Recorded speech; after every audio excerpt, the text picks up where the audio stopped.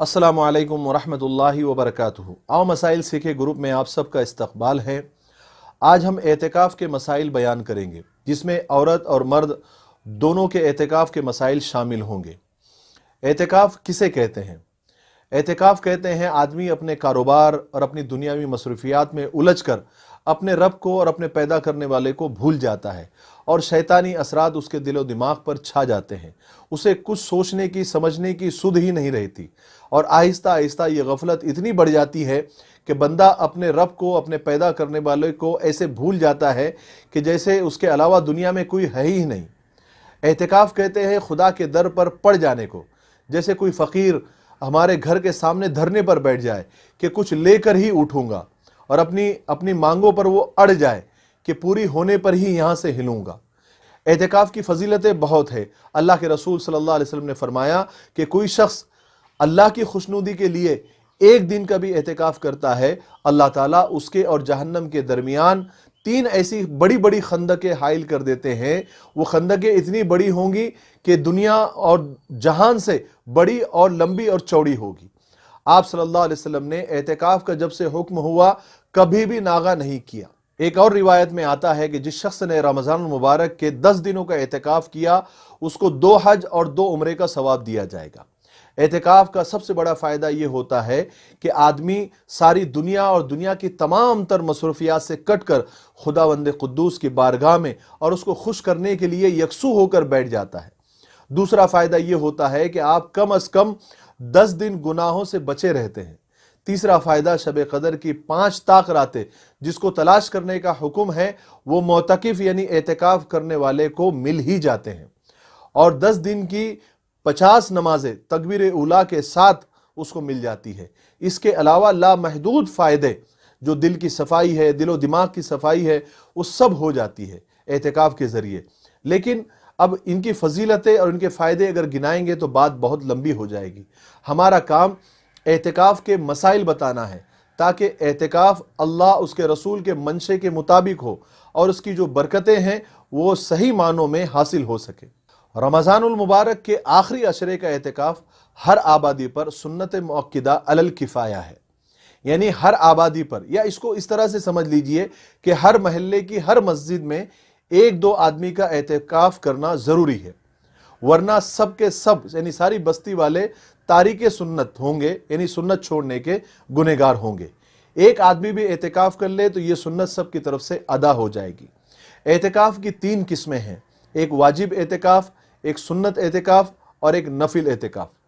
वाजिब एतिकाफ़ यानी आदमी किसी काम के होने पर यह मन्नत मान ले कि फ़ला काम हो गया तो मैं इतने इतने दिन एतिकाफ़ करूँगा, यह है वाजिब एतिकाफ़।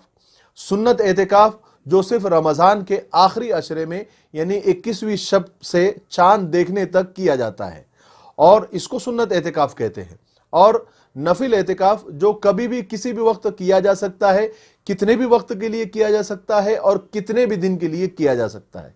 लेकिन आज हम सिर्फ मसनून एतिकाफ़ यानी रमज़ान मुबारक के आखिरी अशरे के एतिकाफ़ की बात करेंगे। एतिकाफ़ के लिए सबसे पहले नीयत ज़रूरी है। सिर्फ इतनी नीयत कर लेना भी काफ़ी है कि मैं अल्लाह की रज़ा के लिए रमज़ान के आखिरी अशरे का एतिकाफ़ करता हूँ या करती हूँ। और सुन्नत एतिकाफ़ में चंद शर्तें हैं जो अगर ये शर्तें पाई नहीं गई तो एतिकाफ़ सही नहीं होगा। नंबर 1 मुसलमान होना, नंबर 2 आकिल और बालिग होना, बच्चे का एतिकाफ़ मोतबर नहीं है। नंबर 3 ऐसी जगह एतिकाफ़ करना जहां अजान और नमाज बाजमात होती हो, वीरान मस्जिद में एतिकाफ़ सही नहीं होगा। नंबर 4 औरतों के लिए ज़रूरी है कि वो घर में एतिकाफ़ के लिए एक ख़ास जगह मुकर्रर करे। पहले से अगर नमाज की जगह तय है, फिक्स है, तो वहीं पर वो एतिकाफ़ करे, उसके बाहर न जाए। नंबर 5 एतिकाफ़ करने वाले और करने वाली उनके लिए ज़रूरी है कि वो रोज़ा रखे। बिना रोज़े के सुन्नत एतिकाफ़ मसनून एतिकाफ़ दुरुस्त नहीं होगा। नंबर 6 मर्द और औरत का जनाबत से पाक होना, और औरत अगर घर में एतिकाफ़ कर रही हो तो उसका हैज़ और निफास से पाक होना ये शर्त है। मोतकिफ़ के लिए यानी एतिकाफ़ करने वालों के लिए मस्जिद में हुजरा यानी पर्दा वगैरह लगा लेना जायज़ है, बल्कि मुस्तहब भी है। यानी इसमें मोतकिफ़ के लिए यानी एतिकाफ़ करने वाले के लिए यकसुई भी रहती है اور सतर वगैरह की हिफाजत भी होती है और भी कई मसलियतें इसमें शामिल है। आप सल्लल्लाहु अलैहि वसल्लम से भी चटाई का हुजरा बनाना साबित है। बस मोतकिफ यानी एहतिकाफ करने वाला इस बात का ख्याल रखे कि नमाजियों को उसके हुजरे से तकलीफ ना हो, उसके पर्दे वगैरह से तकलीफ ना हो और सफ़ों को सीधा करने में हुजरा खलल अंदाज ना हो। एहतिकाफ की हालत में मोतकिफ को एक एक लम्हे की कदर करनी चाहिए। हर फ़र्ज़, हर सुन्नत और हर नफिल का उसको एहतमाम करना चाहिए। उस बात का ध्यान रखे कि मेरी कोई नफिल भी ना छूटे, जैसे तहज्जुद, इशराक, चाश्त, अवाबीन, सुन्नत मौक़िदा, सुन्नत गैर मौक़िदा, तहियतुल वज़ू, तहियतुल मस्जिद, ये सारी नमाज़ों का वो एहतमाम करे। इसके अलावा कुरान पाक की तिलावत है, ज़िक्र व अस्कार का एहतमाम है, दरूद शरीफ का एहतमाम है और दुआओं का ज़्यादा से ज़्यादा एहतमाम करे। अब हम वो चीज़ें बयान करेंगे जो एहतिकाफ में जायज़ है, जैसे खाना पीना, बातचीत करना, लेकिन फजूल बातों से परहेज़ करें। मस्जिद में निकाह हो तो उसमें शामिल हो सकते हैं, कहीं बयान हो रहा हो तो उसमें शामिल हो सकते हैं और उसके अलावा आप कपड़े बदल सकते हैं, खुशबू लगा सकते हैं। अगर डॉक्टर या हकीम एहतिकाफ कर रहे हैं, कोई आ गया भाई नुस्खा लिख कर दे दो तो नुस्खा लिख कर दे सकते हैं, लेकिन कभी कभार हो तो ठीक है, मुस्तकिल यही काम में न लगे रहें। दीनी किताबें पढ़ सकते हैं, उसका मुताला कर सकते हैं, कपड़े वगैरह धो सकते हैं, सी सकते हैं, मस्जिद की खिदमत कर सकते हैं, साफ़ सफाई कर सकते हैं, लेकिन सफाई करते हुए इस बात का ख्याल रखें कि कहीं मस्जिद से बाहर ना निकल जाए, वरना एहतिकाफ टूट जाएगा। मोबाइल वगैरह पर ज़रूरी बात कर सकते हैं। कोशिश करें कि मोबाइल का इस्तेमाल ना हो, लेकिन बहुत ज़रूरी बात हो तो मोबाइल का इस्तेमाल कर सकते हैं। हजामत कर सकते हैं, नाखून काट सकते हैं, लेकिन ख्याल रहे कि मस्जिद में उसकी गंदगी ना हो, यानी इस तरह से वो हजामत या नाखून काट सकता है। हालत एहतिकाफ में मोबाइल से अपनी बीवी से बात कर सकता है, लेकिन वही बात जो ज़रूरी हो, प्यार मोहब्बत की बातें या दिल लगी की बातें, इनसे बचना चाहिए। हालत एहतिकाफ में लोगों से मिलना जुलना जायज़ है, लेकिन एतदाल के साथ, वरना मिलने जुलने में सारा वक्त चला जा रहा है, ऐसा नहीं होना चाहिए। हालत एहतिकाफ में बच्चों को दीनी तालीम दे सकते हैं या अपने किसी साथी, मोतकिफ साथी को कायदा कुरान वगैरह की तालीम भी दे सकते हैं। अब हम वो चीज़ें बयान करेंगे जो एहतिकाफ की हालत में मकरूह है। इबादत समझकर बिल्कुल चुप रहना, खामोश रहना, बात ही नहीं करना, ये मकरूह है, लेकिन फजूल बातों से भी बचना चाहिए। खरीदो फरोख्त करना, यानी आप कारोबारी है, कोई चीज़ आपको वहीं पर बैठे बैठे खरीदो फरोख्त कर रहे हैं तो ये भी मकरूह है, नहीं करना चाहिए। और एहतिकाफ के लिए ज़रूरत से ज़्यादा जगह घेर लेना, ये भी मकरूह है। अखबार पढ़ना, गप्पे मारना, टाइम पास करना, तंबाकू वगैरह खाना, ये सारी चीज़ें एहतिकाफ की हालत में मकरूह है, इनसे बचना चाहिए। एहतिकाफ करने वाले पर बहुत सारी पाबंदियां हैं, इसीलिए तो उसका सवाब भी बहुत ज़्यादा है।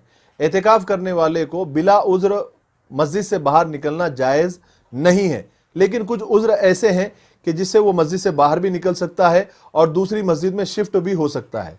जैसे किसी वजह से मस्जिद शहीद हो गई या शहीद कर दी गई, या किसी जालिम ने ज़बरदस्ती मोतकिफ को बाहर निकाल दिया, या अचानक ऐसे हालात आ गए कि महल्ले के सारे लोग वहाँ से चले गए, नमाज बाजमात, अजान, ये सारी की सारी चीज़ें वहाँ बंद हो गई, या किसी जालिम ने मोतकिफ यानी एहतिकाफ करने वाले को गिरफ्तार कर लिया, तो या फिर मस्जिद में एहतिकाफ करने वाले के जान व माल को वहाँ पर ख़तरा हो, तो इन सारे हालात में मोतकिफ मस्जिद बदल सकता है, मस्जिद से बाहर निकलकर दूसरी मस्जिद में एहतिकाफ कर सकता है।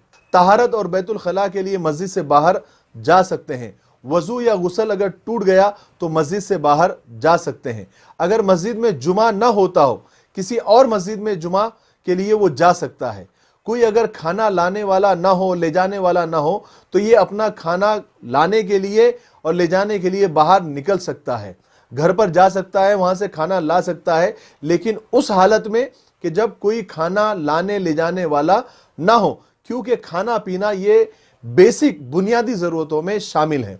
एहतिकाफ करने वाले को बीड़ी, पान, सिगरेट, ये सब से ज़रा परहेज़ करना चाहिए, लेकिन ये सब चीज़ों से अगर इन सब चीज़ों के बग़ैर अगर गुजारा नहीं हो सकता है तो उसके लिए एक रास्ता ये है कि जब अपनी ज़रूरत से फारिग होने के लिए बाथरूम वगैरह की तरफ जाए तो वहाँ पर ये सब पान, बीड़ी, सिगरेट वगैरह से जो है फारिग हो जाए, उसके एहतिकाफ पर कोई फ़र्क नहीं आएगा। अगर मस्जिद में गुस्ल के लिए हमाम ना हो, बाथरूम ना हो और एहतिलाम वगैरह की वजह से गुस्ल वाजिब हो गया, تو معتکف کو یعنی اعتکاف کرنے والے کو مسجد سے باہر غسل کے لیے وہ جا سکتا ہے۔ اب ہم وہ مسائل بیان کریں گے جن سے اعتکاف ٹوٹ جاتا ہے۔ نمبر 1، اگر ایسا بیمار ہو گیا کہ ڈاکٹر کے پاس لے جانے کی، ہاسپٹل لے جانے کی اس کو سخت ضرورت پڑ گئی اور اس کو لے جایا بھی گیا تو اس کا اعتکاف ٹوٹ جائے گا، لیکن وہ گنہگار نہیں ہوگا۔ نمبر 2، اگر جان بوجھ کر یا بھول کر بھی مسجد کے باہر چلا گیا تو بھی اس کا اعتکاف ٹوٹ جائے گا۔